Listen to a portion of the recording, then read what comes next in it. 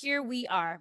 The Republicans have actually organized this goofy hearing to try to convince the American people that PBS and NPR are, quote, domestic terrorists or domestic threats, my apologies, not the incompetent, unqualified Secretary of Defense who's texting war plans to journalists.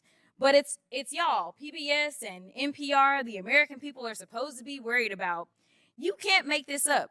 It's as stupid as it sounds. And the idea that you want to shut down everybody that is not Fox News is bull.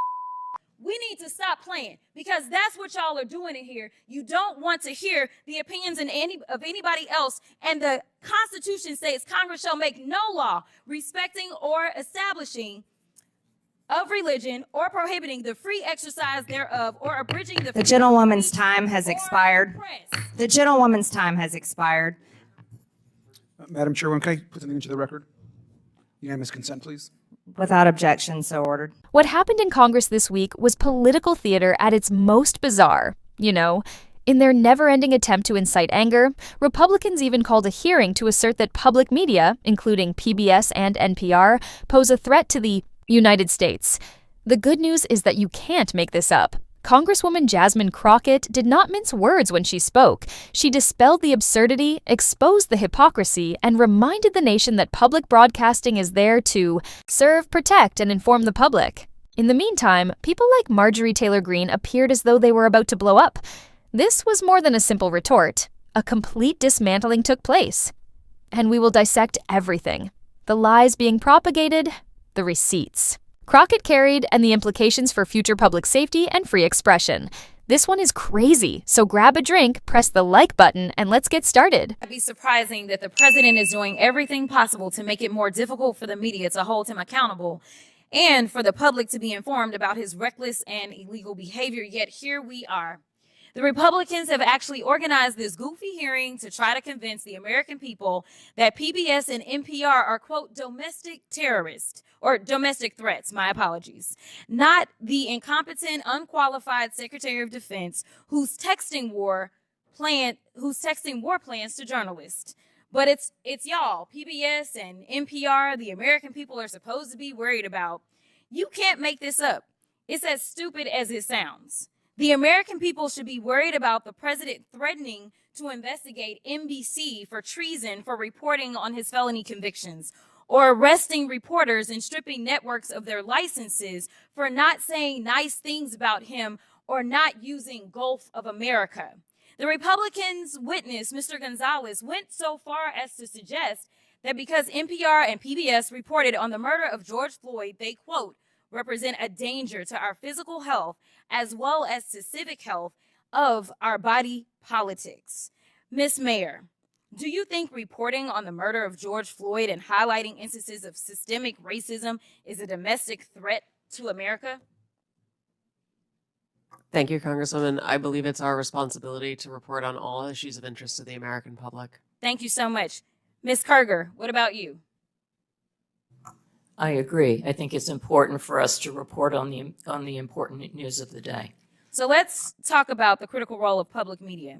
During his first term, President Trump's own Department of Homeland Security highlighted the importance of public broadcasting's role in public safety. In 2018, his administration stated, quote, PBS and local public television stations play a crucial role in protecting communities by delivering essential information to individuals and first responders. These benefits are all made possible by public broadcasting stations' unique reach, reliability, and role across America, and are especially vital in rural and underserved areas. Madam Chairwoman, I would ask unanimous consent. I seek unanimous consent to enter into the record the 2018 Without report. objection, so ordered.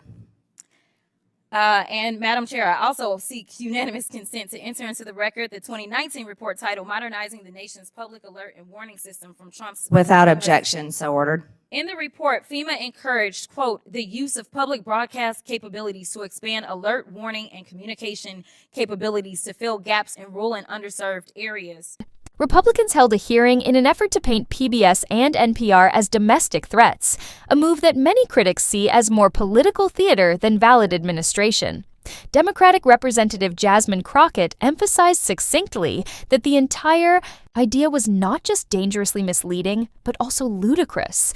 Instead of tackling urgent legislative issues or actual national security concerns, GOP legislators seemed more concerned with inciting terror against media outlets that dared to present facts that contradicted their agenda.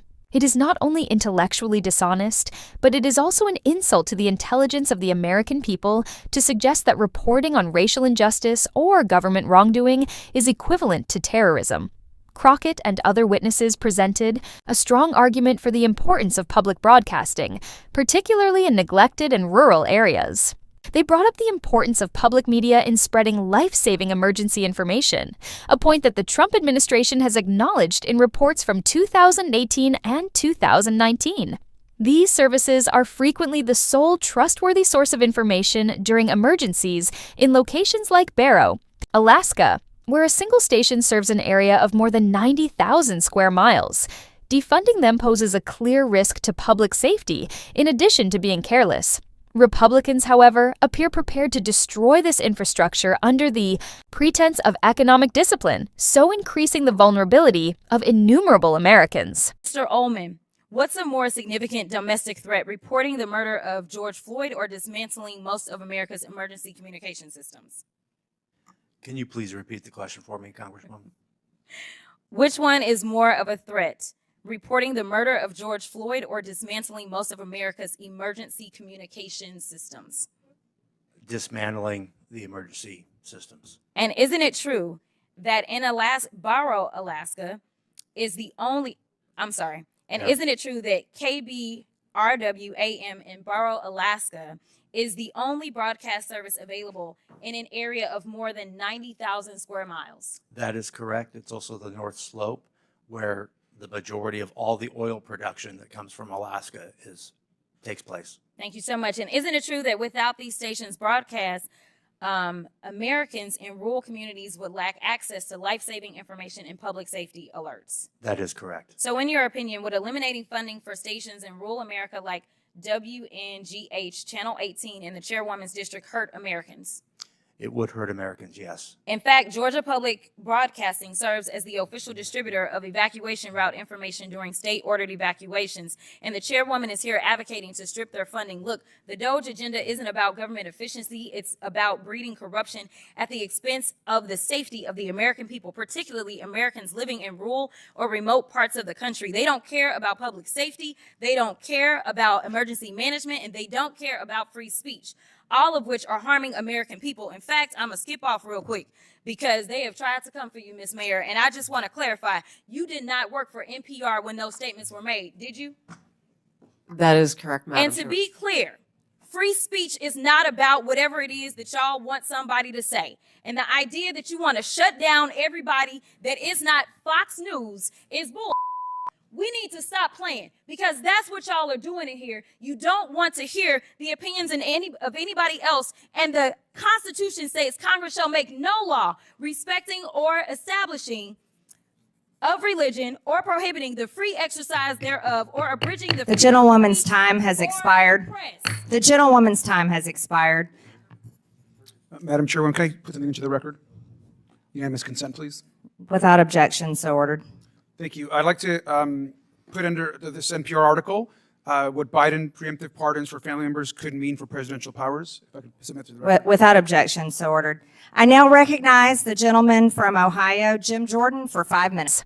A basic conflict over free speech was at the center of the altercation. Crockett vehemently opposed Republican attempts to stifle dissenting opinions in the media and was unreserved in his defense of the First Amendment, the selective anger, and demands to penalize or defund media outlets that don't support right-wing narratives are blatantly against constitutional principles. Free expression isn't about controlled praise or echo chambers, as Crockett stressed. It's about defending the public's right to a range of opinions, some of which may be uncomfortable.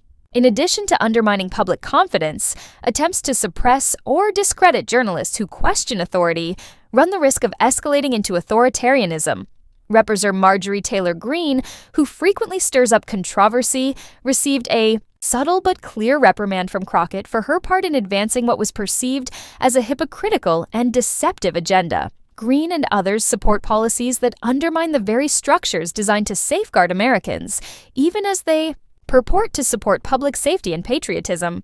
For instance, in Greene's home state, Georgia Public Broadcasting plays a vital role in spreading evacuation warnings. She is in favor of defunding it, though. Crockett's point was obvious. The GOP's battle on public media is more about stifling dissenters and establishing political power than it is about efficiency or security.